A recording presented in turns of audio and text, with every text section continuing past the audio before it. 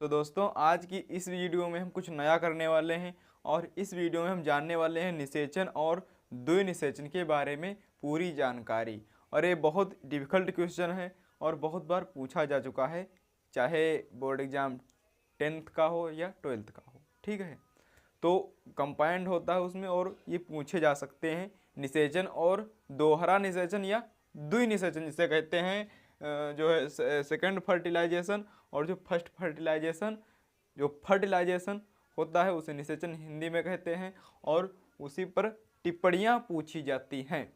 टिप्पणी पूछी जाए या विवरण पूछा जाए या संक्षिप्त में कुछ लिखिए कुछ पूछा जाए तो वहाँ पर आपको आंसर वही होगा जो यहाँ पर हम दिखाएंगे आपको या हम आपको सुनाएंगे।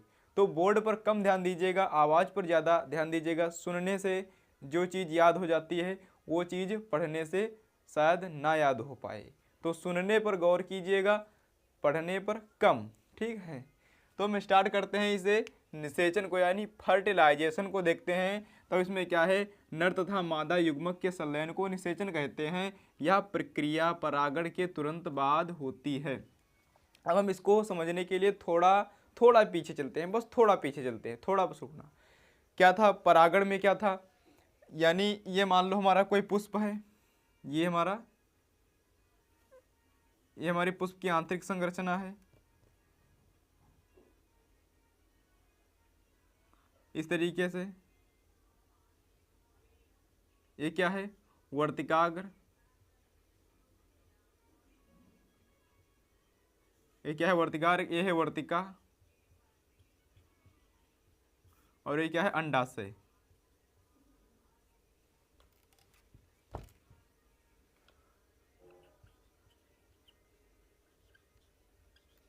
ये क्या है, अंडाशय। ठीक है, इतना आप समझ गए।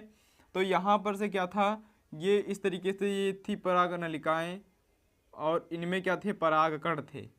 इनमें क्या थे, परागकण थे। दल और बाह्य दल तो बाहर थे, लेकिन इसमें क्या था, परागकण थे। ठीक है, तो हम इतने बता देते हैं। और ये परागकण यहाँ से उठ कर के इस वर्तिकाग्र पर चले गए तो क्या हो गया, एक ही पुष्प पर, एक ही पौधे के एक ही पुष्प पर जब परागकण जाते हैं तब क्या होता है, परागण होता है। उसे स्वपरागण कहते हैं।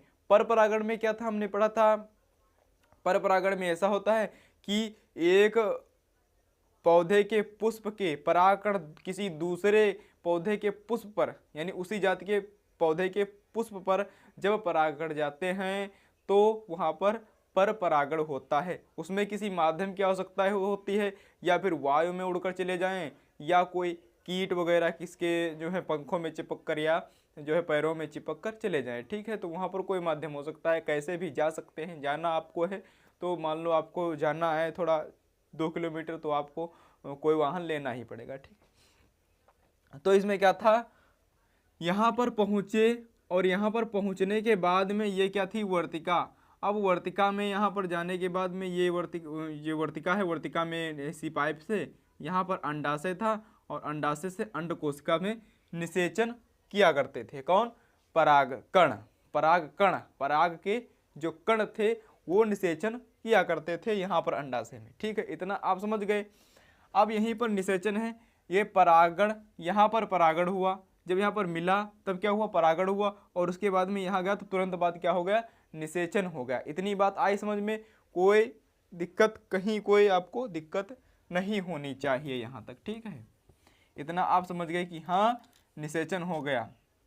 जो पराग कण थे वो नर युग्मक थे, और जो यहाँ पर वर्तिका से जो अंडाशय में अंडकोशिका मिली तो अंडकोशिका क्या थी, मादा जनन तंत्र का भाग था, और जो है परागकण थे तो नर जनन तंत्र के भाग थे। ठीक, इतना आप समझ गए कि निषेचन किसे कहते हैं, यानी जब परागकण, ये बॉटनी का क्वेश्चन है, जब परागकण मादा के अंड कोशिका से निषेचित होते हैं तब क्या होता है, उसे हम निषेचन कहते हैं। संलयित होते हैं उसे हम निषेचन कहते हैं। ठीक है, उसे हम निषेचन कहते हैं।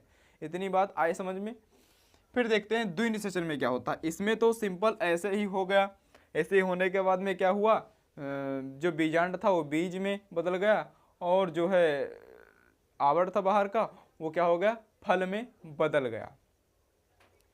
वो जो अंडाशय था वो फल में बदल गया। ठीक, फिर इसमें क्या हुआ कि द्विनिषेचन क्यों खास है और ये बहुत ही इम्पोर्टेंट है। इस पर स्टार आप बना लेना, इस पर स्टार बना लेना, बहुत ही इम्पोर्टेंट है, ये बहुत बार पूछा जाएगा और पूछा गया है। ठीक, द्विनिषेचन में क्या होता है, तो इसमें क्या हुआ कि एक नर युग्मक ने, इसमें तो नर युग्मक ने सीधे अंड कोशिका को निषेचित कर दिया और उसमें जो है भ्रूण बन गया, युग्मनज बन गया, जायगोट बन गया और उसके बाद में भ्रूण बन गया। ठीक है, वो तो सब प्रक्रिया एकदम से हो गई खल्लास। लेकिन द्विनिषेचन में क्या हुआ, द्विनिषेचन में कुछ अलग तरीके से हुआ। एक नर युग्मक अंड कोशिका को निषेचित करता है और एक नर युग्मक जो है भ्रूण को बनाता है, भ्रूण पोष को बनाता है। ठीक है, तो हम इसे डिटेल से समझते हैं।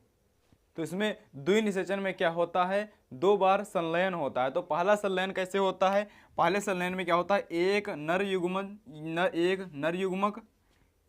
युग्मक क्या करता है, अंड कोशिका को निषेचित करके अंड कोशिका के साथ संलयन करता है और उस संलयन करने के बाद में वो भ्रूण यानी जायगोट में बदल जाता है, जायगोट बना लेता है। दूसरा क्या होता है, दूसरे संलयन में क्या होता है, नर युग्मक द्वितीय केंद्रक से संलयित होकर के, यानी द्वितीय केंद्रक जो होता है उसमें अंड कोशिका में, उससे संलयन हो करके, द्वितीय केंद्रक से संलयन करके भ्रूण पोष का निर्माण करता है। पोष का मतलब है कोष नहीं, पोष का पोषण वाला पोष, जो पोषण प्रदान करता है उसका निर्माण करता है। ठीक है, इतनी बात आई समझ में, कहीं कोई किसी को दिक्कत नहीं होनी चाहिए। ठीक है, अगर दिक्कत किसी वीडियो में हमारी हो रही है तो आप मेरा साथ दीजिए, उसमें कमेंट मार दीजिए कि हाँ सर अच्छे से नहीं हो पा रहा है, कुछ थोड़ा और अच्छे से कीजिए, तो हम और मेहनत करेंगे ये सब करने के लिए। ठीक है, तो शर्माना बिल्कुल भी नहीं है, जो कुछ भी है खुल के बताना है। और जो है अगली वीडियो हम ऐसे लाते रहेंगे, असंग जनन लाएंगे जिसमें कायिक जनन और जो असंग जनन के जितने भी प्रकार हैं उनमें उनकी बात करेंगे। ठीक है, तो नेक्स्ट वीडियो में, तब तक के लिए इस वीडियो में इतना हमने जान लिया। और जो है अगर आपको वीडियो थोड़ा भी पसंद आई हो तो वीडियो को लाइक एंड चैनल पर नए हो तो चैनल को सब्सक्राइब कर लीजिएगा और बेल आइकन को प्रेस करके रख लीजिएगा। मिलते हैं नेक्स्ट वीडियो में, तब तक के लिए जय हिंद, वंदे मातरम।